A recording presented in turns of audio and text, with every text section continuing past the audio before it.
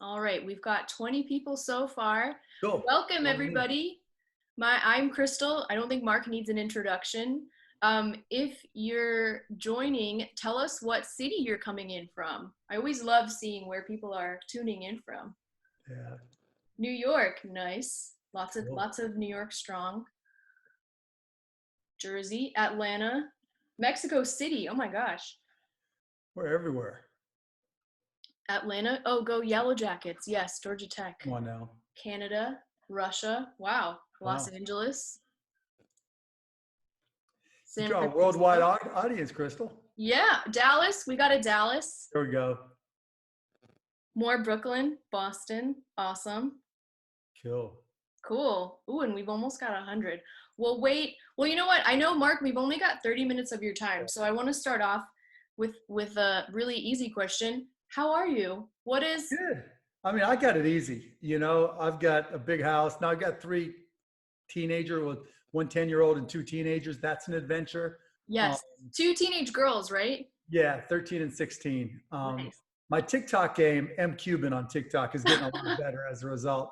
But like everybody else, we've got it easy. We've got nothing to complain about. Yeah, this is actually a question from my sister. So I'm one of four girls, so I'm sure my dad feels you. Yeah.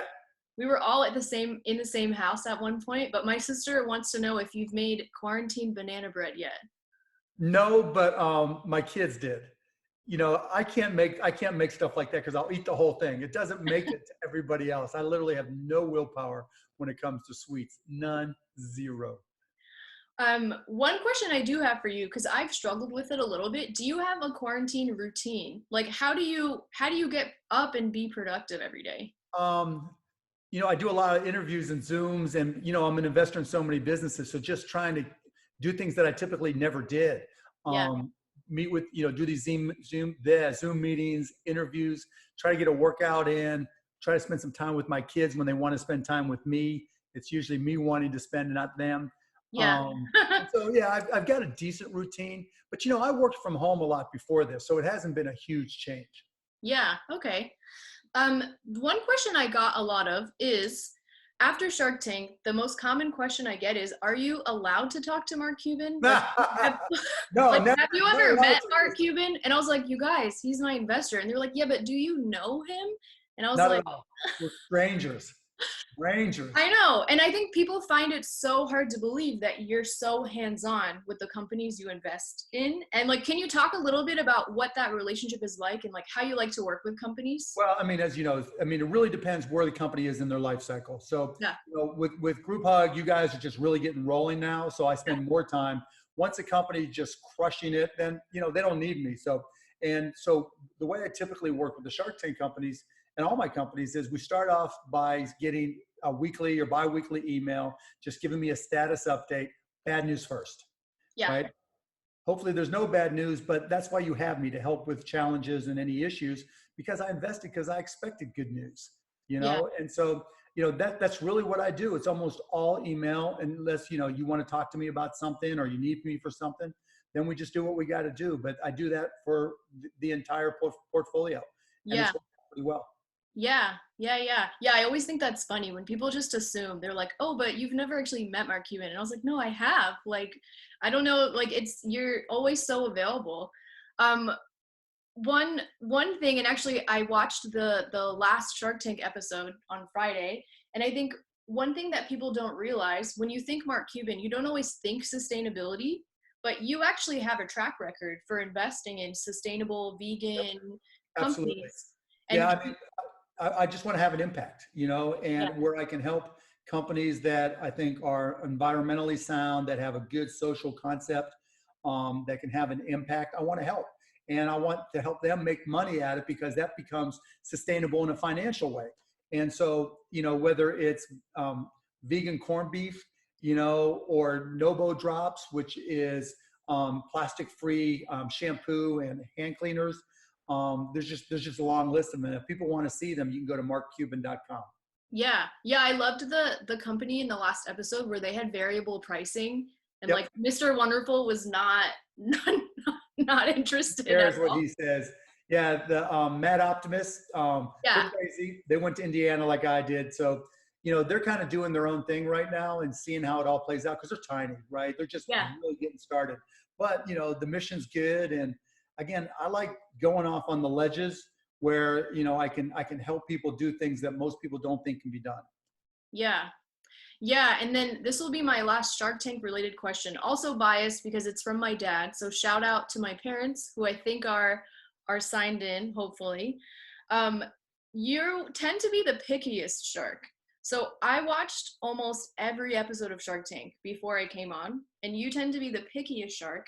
So like what gets you to invest in a company? Well, I'm not, I mean, I'm picky in that I want good people. So what I look for is somebody I think is a learner, somebody who is so committed to the product they love to sell it, somebody that also can has a vision or a future, right? Yeah. Going in a direction that I think can have an impact and grow into something big for the same reasons I invested in Grouphug. And so sometimes you'll see me just wait back Yeah. and just wait to see because it's part of the game, right? Playing against the other sharks, and it's also more fun to mess with them just to lay back and then and grab a deal. But yeah, I look for companies that really make me want to get involved and get excited. Yeah. We had someone, Eddie, just commented that you seem to be the shark who sniffs out quacks and Oh people. yeah, I love to mess with people. If you're coming in just selling me nonsense, I'm going to tear you apart because you've got tens of millions of people who over across all the reruns and everything who are going to see this show. And if nobody stands up and says, no, that doesn't work, or no, that's not true, then you're going to get people buying it and being Yeah. disappointed or worse, And so it's really important to me. So if you come in with a supplement company and you make a claim and it's not 100% accurate, I am going to crush crush you. And I love those. They know I love them. I actually, that's the funnest part for me other than, yeah, no, that's probably the funnest part. That's the funnest part, sniffing out the The fakes. crooks. Yep. Yep. Yeah. Yeah, yeah, yeah. So obviously, even since my Shark Tank episode aired, the world has drastically changed. I think like Notice that, didn't you? See, that's why, Krystal, I invested in you. You just notice the things that are hard to pick up on.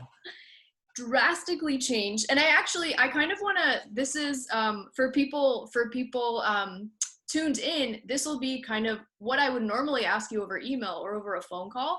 I think one of the challenges I'm having, like a lot of other businesses, is if you're not necessarily in one of those hot categories that is in demand, like cleaning products, home office, like things like that, I don't think sustainability products are going away, obviously. No, they won't.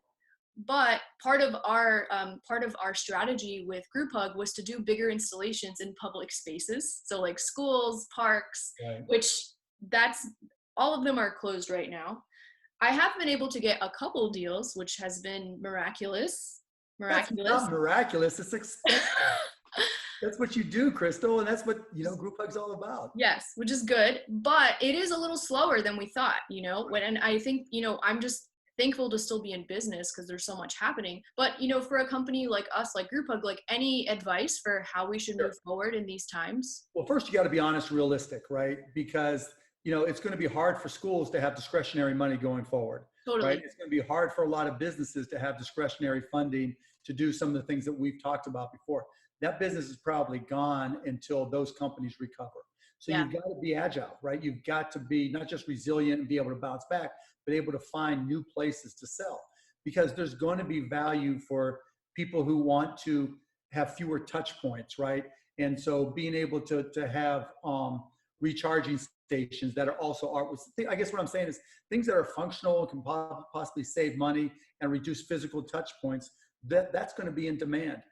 Ways for people to cut back on their utility bills, even in small ways, by having a group hug in their window, right? There are going to be people who are looking for ways to still send the message that they're socially conscious, environmentally conscious, and maybe save some money. And then, as we start to recover, hopefully very quickly, people are, one of the things I really like about Group Hug is that you take people's personal brands, and not only do you enable them, you escalate them. Yeah. You really amplify them in a big way, because people are going to want to know as we go through this recovery that they're still environmentally conscious, that they still have a heart for the environment. Yeah. And putting up a Group Hug, design is going to be the exact best way to do it. Yeah, and actually have something tangible, I think can be frustrating with sustainability. Having something you can actually do, Absolutely. yeah, is Because you know what? There's some ego involved with it too. yeah. You're doing it for the right reason, but you kind of want everybody to know you're Oh doing it for yeah, the right I reason. walk around with my mason jar, and I know people see it. Like Absolutely. it's definitely ego. Speaking of, you can not answer this if you want, but obviously I read a lot about Tesla, and I love energy. I'm a huge like solar nerd. Um, there are some companies like Tesla who are pushing to open now, which I think is crazy. And you've really been an advocate of the opposite and like fighting for small businesses. Any hot takes on that? Yeah, I mean, things change every day, right? The challenge is we don't know who to trust. We're all having to make these decisions on our own. We're all playing epidemiologists, we're all playing Yeah, scientists, we're all playing doctor, and that's tough. And that's really a downside of having no leadership, right? We wish we had somebody that we can trust with information because we would trust them. We're all effectively asking the question, who do we trust with our lives? yeah, And we don't have that one person. Maybe initially it was Dr. Fauci who turned into a rock star, or Dr. Birx, but even now you don't know what's real or not real coming from them and what's scripted and authentic or not. And you hear yeah, all the stories about vaccines and, there's just all this push pull and now it's become political. And it's that, inability for us to trust that's created all the uncertainty. So in terms of opening up, I've always been a big proponent of doing it gradually because we've seen some things that yeah, work. Even in New York City, right? You can yeah, pick up and delivery, yeah, right? You can order, you can have food bring, and it's worked. We haven't had any, big challenges that I've heard of or big, spreads that I've heard of. And yeah, so why not apply that to every business across the country? yeah, And then part two to that is it's really hard for a retail facing business to only partially open up. I can see why you want to because you want to get back at it. You want to connect to your customers. But if right. you only open up 25 or 50%, that's one issue. Second issue is you have to spend this money to get not in compliance because they're not really laws, but to protect your employees and your customers, Yeah, right? So you don't want to put them at risk. And third, most people, even in open states like Texas or Florida, most people are still being very careful. If they're not staying home all the time, they're limiting their exposure where they can, even though they want to say they're, all for liberty and, everybody makes yeah, their own choice. And so what's actually happening is even if you do open up, not all businesses are opening when states open up, and not all consumers are consuming. And right. so we're getting into this challenge right now that it's not really impacted yet, that we haven't really seen that businesses start to close back up and because it's not worth it to open, but Yeah, we might just see that. So there's that push pull between consumerism and safety or just concern. And on top of that, people aren't spending money because they're afraid of their long-term employment opportunities or lack thereof, right? right. You have 36 million people unemployed. Your natural reaction is to save because you don't know if you'll have your job back. You don't, even if Yeah, some people are making more money now than before with unemployment, but even there, they're trying to save it all. So savings rates have gone up to the highest they've been in 40 years. So you've got all this push pull going on for business that makes it hard. And again, going back to who do we trust with our lives, yeah, when we don't have transparency on all that information, and it's not being provided to us, and there's nobody there to kind of guide us or interpret it for us, yeah, then we're kind of stuck. yeah, So now we get this big crapshoot where, oh shit, what's going to happen next? On one hand, part of all of us say all it takes is one spreader to go bad and you yeah, have a catastrophe, right? On the other hand, when you look at data, you look at, mortality rates. Okay, you can understand a risk profile there. My risk is low. But at the same time, we don't hear about impairment rates.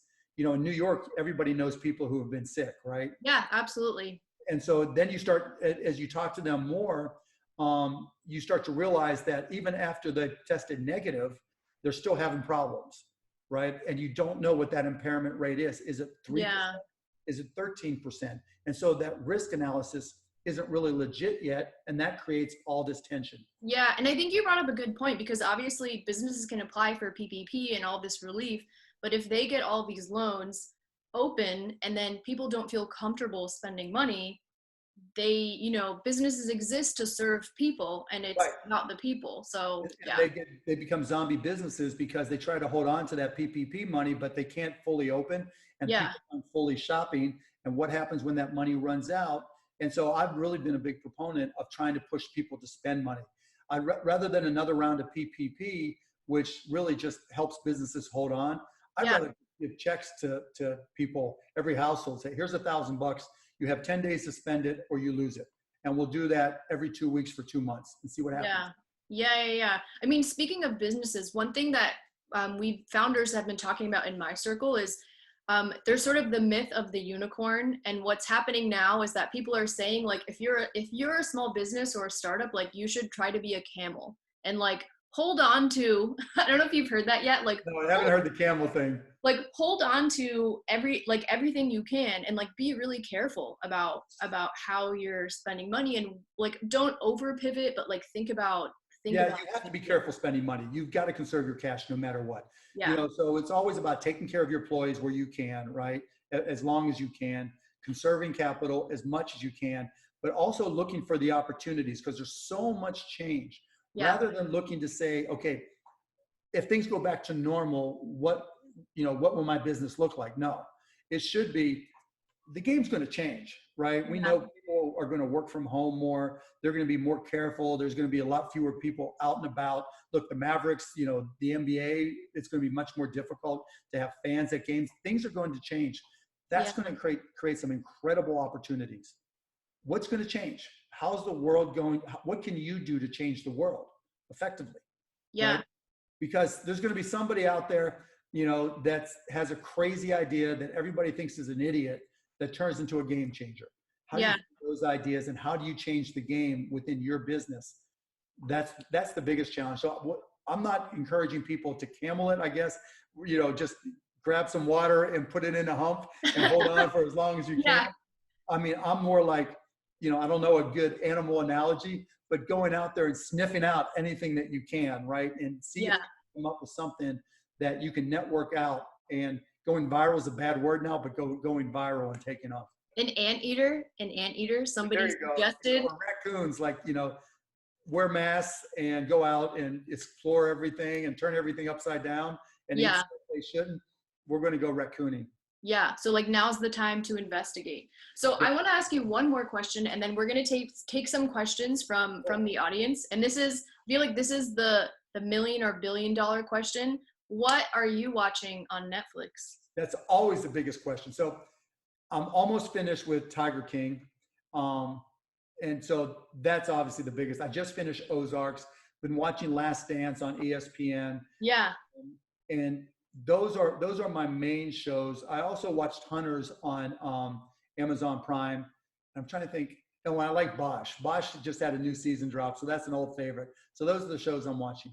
Oh, nice. Yeah, I have a ton of friends who've been watching The Last Dance. I feel like, admittedly, I'm not a big sports person. I avoided sports as much as I could. My closest thing to Michael Jordan is that I like Space Jam. That was my That's most people, right? That was my movie. All right, so I'm gonna pull up the questions and see. Let's see. We've one really good one. So we have a bunch of young entrepreneurs on the call who maybe haven't started a business yet, or who are just graduating from high school. Any advice for someone just starting out kind of in this really tough time? Like, should they start a business? Should they get a job? Absolutely. Okay, so a couple things. One, you got nothing to lose. Now's the perfect time. When you have nothing to lose, it's the perfect time to start a business. When I first got started, I'd just gotten fired from my job. My first real business I started, just gotten fired. I was living 6 guys in a 3-bedroom apartment, sleeping on the floor, eating mustard and ketchup sandwiches, taking $10 if I could scrape it up, go to a bar and buy 1 beer and eat 10 pounds of fried mushrooms that were free, right? Brutal. It was brutal, but I had nothing to lose. And so it ended up being the perfect time to start a company called Micro Solutions that I ended up building to 80 employees, 30 million in revenue, and selling it. And, it was, if you would now, if I would look at it, I would thought, wow, I don't know how I even made it. Yeah. But I had nothing to lose. And so when you're coming out, if you don't have a job, you just got to go for it. The only thing I would tell you is don't preface it on raising money. It's never about raising money. It's about figuring out how to make it work using your sweat equity, because raising money is not an accomplishment. It's an obligation. You know, Mm. now just ask Krystal, right? It's an obligation when you raise money. Yeah. So, and so you've really, you know, if you can start a sweat equity based business where you just, you know, just do it, then you might be able to create something special. And if you really catch on to something that's unique, that really goes, that your friends love and people, you know, your network of people love, who knows what it can turn into? Because we're looking, you know, we're looking for America 2.0. We don't know what it's going to look like yet, but we want to know. And Yeah. somebody's going to have those ideas. And I think it's going to be someone who's broke who comes up with it. Yeah, and that's actually something I remember in our first meeting that we talked about, is that I think I started Grouphug with $2,000, and I just started making stuff, and I immediately sold what I made.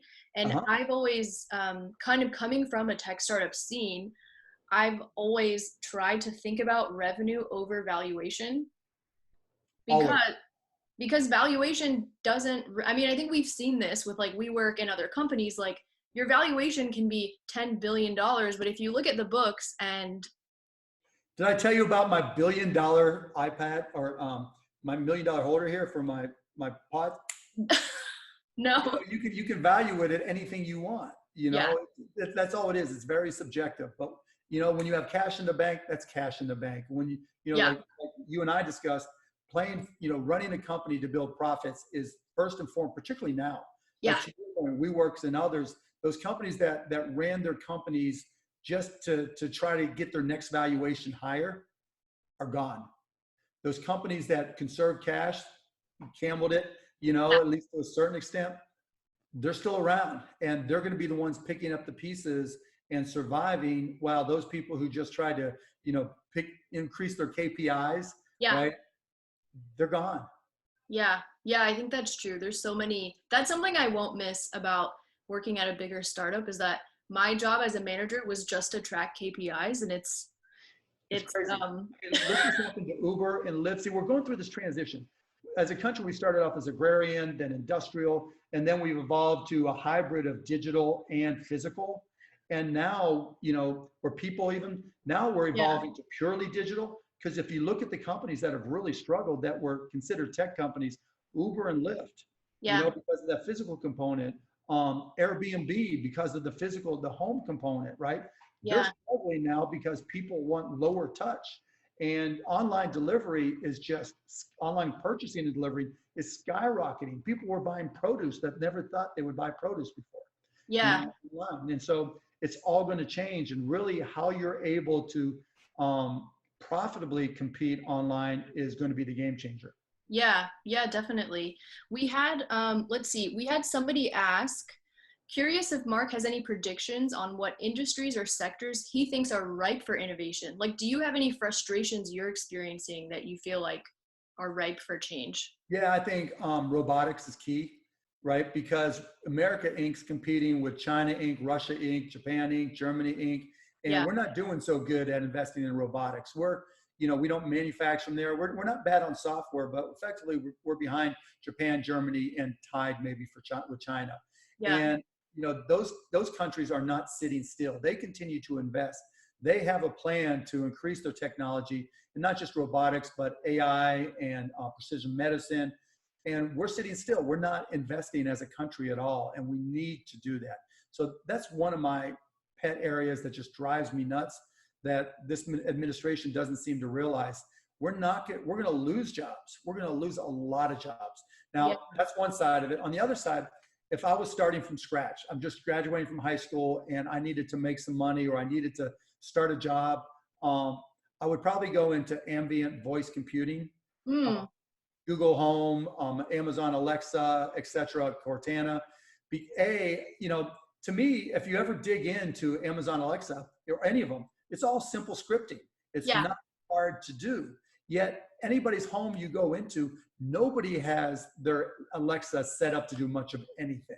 Yeah. It's capable of so much. And in business, particularly now as we're evolving to a world that wants reduced touch points, Hmm. value proposition is skyrocketing. So I would learn everything possible about Amazon Alexa and Google Home in particular, and learn how to create those scripts and go door to door if I have to business, car dealership to car dealership, offering my services to help them sell to their customers how to use Amazon and Google Home more effectively.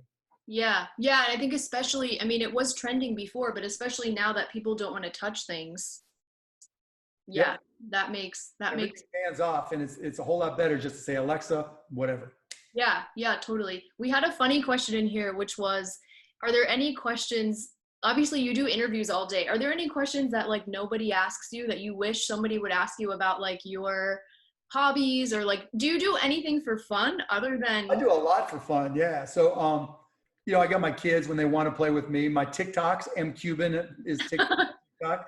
I'm in I got all the dances. I mean, renegade. I got, um, but, but no, I have to get on TikTok. I feel like get on I've been TikTok. I've been resisting it a little bit. There's like a joke that was going around online that when you watch TikToks of like younger kids, the only thing you notice is like how nice their furniture is, and that's how you know that you're too old to be Yeah, on right. TikTok. Well, hey, you're never too old, never too old. But it's fun, and so I'll do TikToks with my kids. I'll go out and shoot baskets. When my son will go out and shoot baskets instead of being on his Xbox, go out and play basketball and hang out. That's really my that's what I do to de-stress. You Yeah, hoop outside, and I'll just go out there and get up shots. yeah. Someone just asked, "What's the worst piece of advice you've ever gotten?" Oh my God. Worst advice that you have to spend a lot. Okay. So the first company I worked at in Dallas was a company called Your Business Software. And actually the company I was at before that too, both of the CEOs were like, okay, you got to dress nicer. Because my suits were two for $99. Literally, I mean, there used to be these commercials, two for madness, right? And you get two polyester Yeah, suits for 99 bucks. That's all I wore. I'm not, my first nice shirts were all used. My first nice suit was used. yeah, And so he used to say, no, you got to dress nicer. You got to dress nicer. And both companies, the one before that in Indiana and the one in Dallas, Your Business Software, both told me the same thing. Worst advice ever.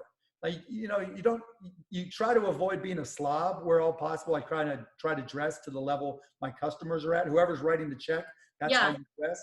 But yeah, just trying to think you have to look good, or it's all about who dresses the nicest. Or like you can see my office here is kind of a mess. My offices, all my companies have been kind of a mess because I don't want you to be in the office. I want you to be out there getting stuff done.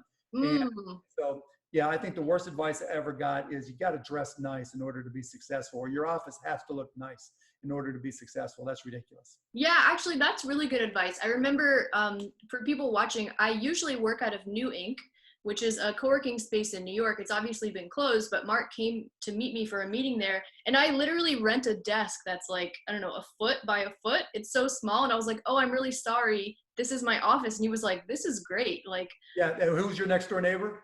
yeah, I mean, it was just like, I don't even, people just rotate. It's just so chill. And I Yeah. remember, I remember you saying, Around. yeah, you're like, no, I'm glad that you're not spending your money on your office. And I was like, okay, great.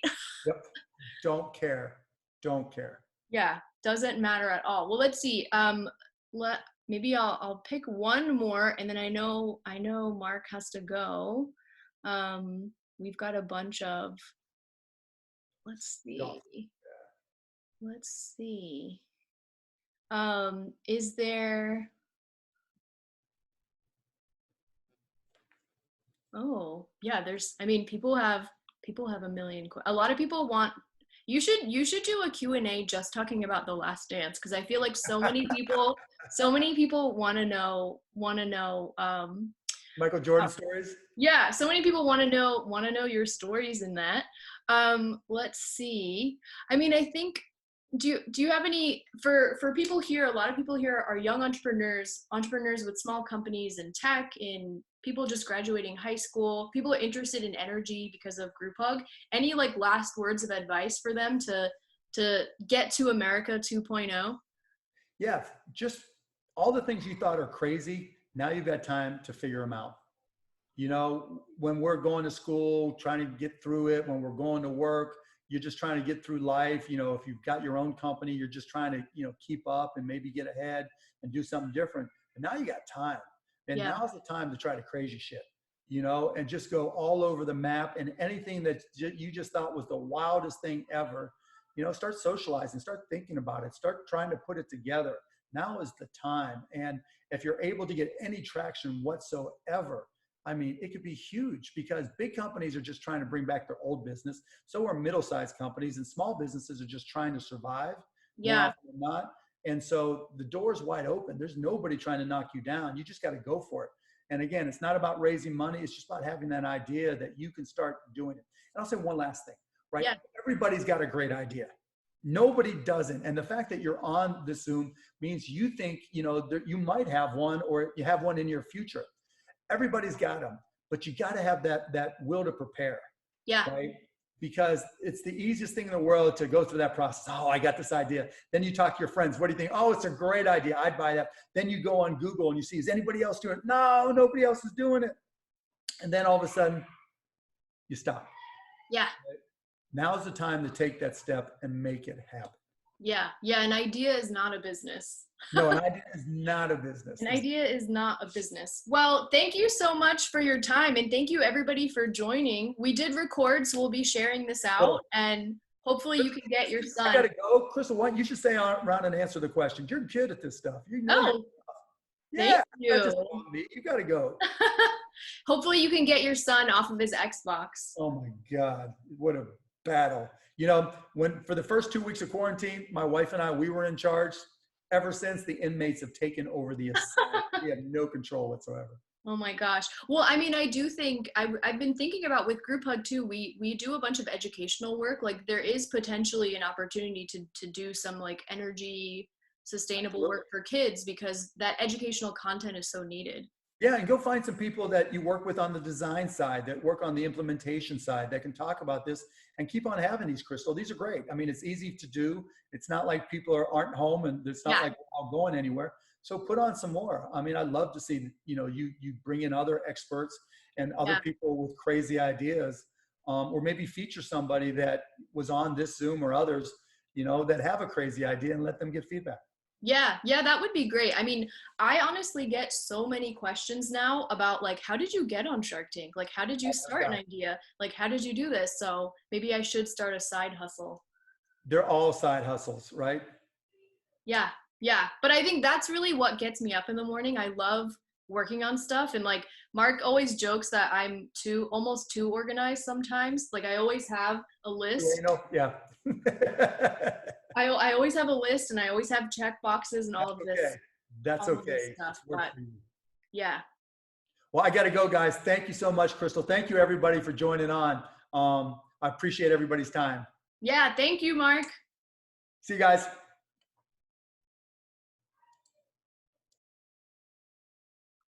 Cool. Well, thank you everybody for joining. For anyone who's still on, we are going to share this recording, so sit tight. For people that are looking for advice on entrepreneurship, I'm going to send something out so that I can help more people. I know a lot of people are interested in starting businesses and have questions about design and operations and all that, so stay tuned. Some of you might have noticed that I do have a Grouphug Windows solar charger right behind me. I've got tons of them in my apartment. For anyone that signed up and checked the email box, I am going to be sending you guys a discount code for supporting us. We are shipping in just a few weeks. So I really appreciate your support. I hope you guys enjoyed it. If you have any more questions, we'll send out an email. Have a great night.